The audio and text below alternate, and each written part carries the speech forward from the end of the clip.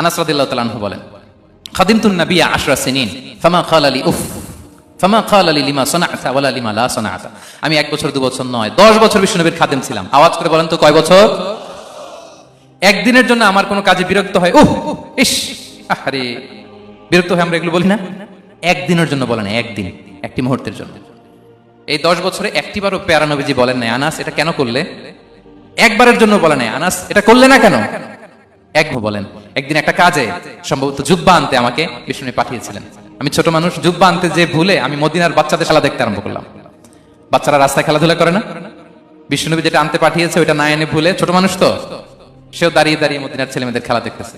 এখন সময়ের পর সময় যায়, ঘন্টার পর ঘন্টা যায়, আনাস তো আর আসে না জুব্বা নিয়ে। বিষ্ণু ভাবলেন, হায় রে, আনাস মনে ভুলে গেছে, যাই নিজের কাজ নিজেই করে নিয়ে আসি। বিষ্ণু বেরোলেন, বেরোই দেখে ওই তো আনাস, আমার আনাস বাচ্চাদের সাথে খেলা দেখতেছে। আমরা হইলে কি করতাম? আমরা হইলে কি? মায়ের, ওই যে ডাইরেক্ট মায়ের। আল্লাহ, আজকে তোর একদিন কি আমার একদিন না? বিষ্ণু গেলেন, তিনিও বাচ্চাদের সাথে খেলা দেখতে শুরু করলেন, কিছুই বললেন না, শুধু আলতো হাতে আনাসের পিঠে হাত রাখলেন, ঘাড়ে আলতো হাতে। বিষ্ণুবীর হাতটা রেশমের চেয়েও সফট ছিল। হাত রাখলেন, হাত রাখাতে আনাস রাদিয়াল্লাহু তাআলা আনহু ফানাযারতু ইলাইহি, তিনি বলেন আমি পিছনের দিকে তাকালাম, বিষ্ণুবীর দিকে আমি তাকালাম, হঠাৎ করে দেখলাম যে বিষ্ণুনবী। তাকানোর পর পর আমি ভয় পেয়ে গেলাম, কিন্তু বিষ্ণু সাল্লাল্লাহু আলাইহি ওয়াসাল্লাম ধমকও দেয় নাই, কিরে আনাস তুই এখানে, এটাও বলে নাই। তাকালাম, ওয়া হুয়া ইয়াদহাক, তিনি একটা মুচকি হাসি দিলেন।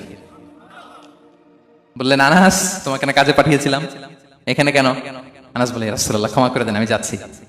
আনাস বলে, বিশ্বনবীর সেদিনের মুচকি হাসির শাসন মরার আগের দিন পর্যন্ত আমার এই সোজা রাস্তায় রেখেছে। ভাইরা আমার, শাসন করতে জানলে পিট্টি দেয়া লাগে না, ধমক দেয়া লাগে না, মার দেয়া লাগে না। শাসন করতে জানলে একটা মুচকি হাসি দিয়ে শাসন করা যায়।